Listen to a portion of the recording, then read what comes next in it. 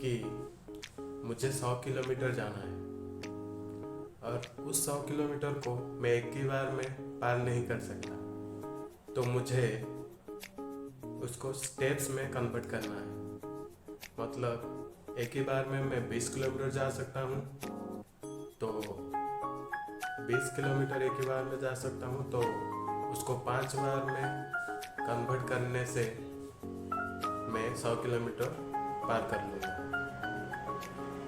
तो 100 किलोमीटर मेरा गोल है, उसको 5 स्टेप में कन्वर्ट कर लिया 20-20 किलोमीटर का, तो वो हो गया मेरा स्टेप्स। ऐसे ही हम एक गोल को स्टेप्स में कन्वर्ट करके पूरा कर सकते हैं। हाय,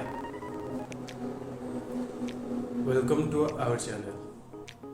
आज हम इस वीडियो में जानने वाले हैं एक ऐसी रोचक बात जो हर किसी के लाइफ में कभी ना कभी हुआ है या हो चुका है, जिसका नाम प्रोक्रेस्टिनेशन। हम सब इस दौर से गुजर चुके हैं, या कह सकते हैं कि गुजर रहे हैं, क्योंकि ये एक ऐसी चीज़ है जो हर किसी के लाइफ में कभी ना कभी जरूर आता है।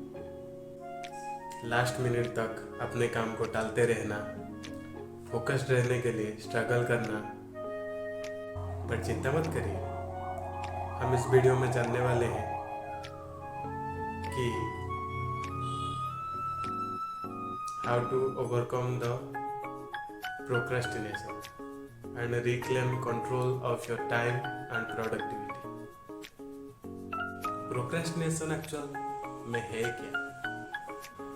प्रोक्रेस्टिनेशन चीज़ों को टालना या स्थगित करने की क्रिया है, तब भी जब हम जानते हैं कि हमें ये काम करना चाहिए, यह हमारे लिए बहुत ही ज़रूरी है, फिर भी हम इसे टालते रहते हैं।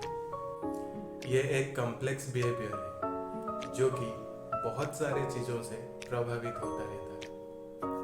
फेलियर का डर, मोटिवेशन की कमी, परफेक्शनिज्म। जब हम समझ जाएंगे कि हम काम क्यों टालते हैं, तब हम इस चीज़ से पार पा सकते हैं, इस चीज़ से छुटकारा पा सकते हैं। चीज़ों को टालने का परिणाम बहुत ही बुरा होता है। ये ना सिर्फ हमारे गोल्स को पूरा करने की हमारे क्षमताओं में बाधा डालता है, बल्कि ये हमारे मेंटल हेल्थ और वेलबींग पर भी नेगेटिव इफेक्ट्स डालता रहता है। रिसर्च से पता चला है कि ज़्यादा देर तक चीज़ों को टालते रहने से तनाव, चिंता और अवसाद में वृद्धि होती है।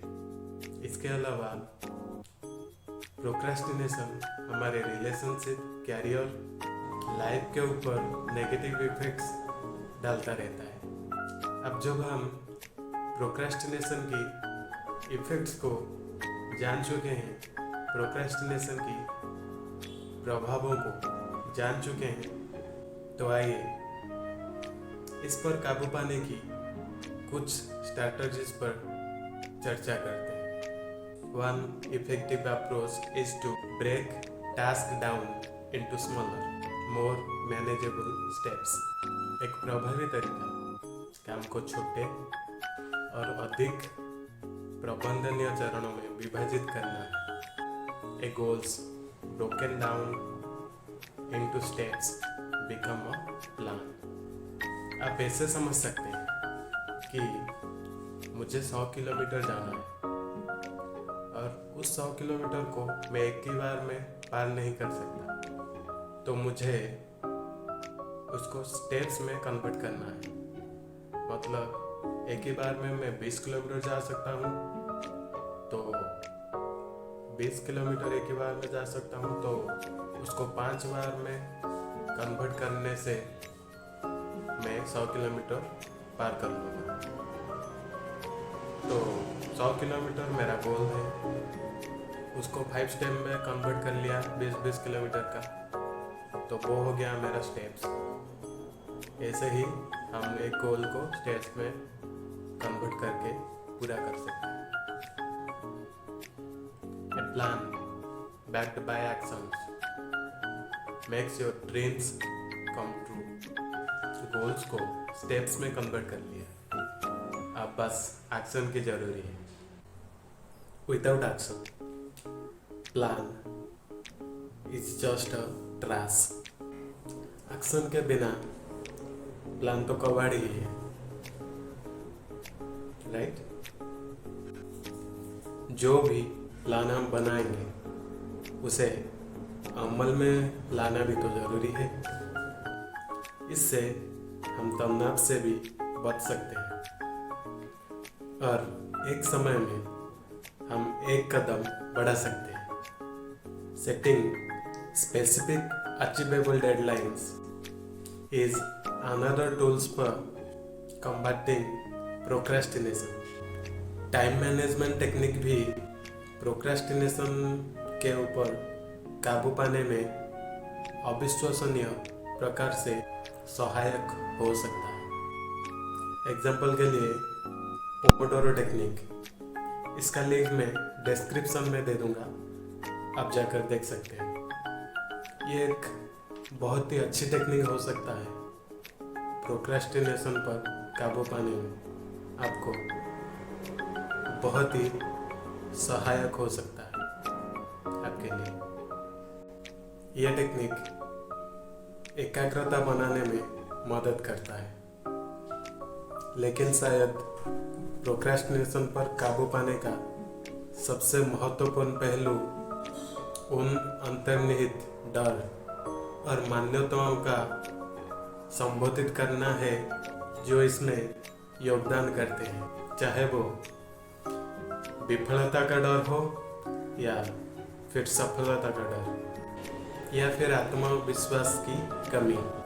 स्थायी परिवर्तन के लिए इन भावनाओं का डटकर सामना करना जरूरी है। नेगेटिव थॉट पैटर्न को चुनौती देकर और उन्हें अधिक सकारात्मक सशक्त विश्वास के साथ प्रतिस्थापित करके हम प्रोक्रेस्टिनेशन के चक्र से मुक्त हो सकते हैं और हमारी पूरी क्षमताओं को अनलॉक कर सकते हैं। इस वीडियो में चर्चा की गई युक्तियों और टेक्निक को लागू करके आप भी प्रोक्रेस्टिनेशन पर काबू पा सकते हैं और अपने लक्ष्य प्राप्त कर सकते हैं। प्रोक्रेस्टिनेशन एक आम चुनौती है जिसका हम में से कई लोगों को सामना करना पड़ता है। प्रोक्रेस्टिनेशन के मूल कारणों को जानकर, समझकर और परिवर्तन के लिए प्रभावी रणनीतियों को लागू करके हम अपनी टाइम एंड प्रोडक्टिविटी को पुनः प्राप्त कर सकते हैं। याद रखें, नई शुरुआत करने और अपने जीवन में सकारात्मक बदलाव लाने में कभी देर नहीं होती। आज के लिए इतना ही। Thank you for watching and be sure to like, share and subscribe for more content on personal development and productivity. Until next time, stay focused and stay motivated. Thank you.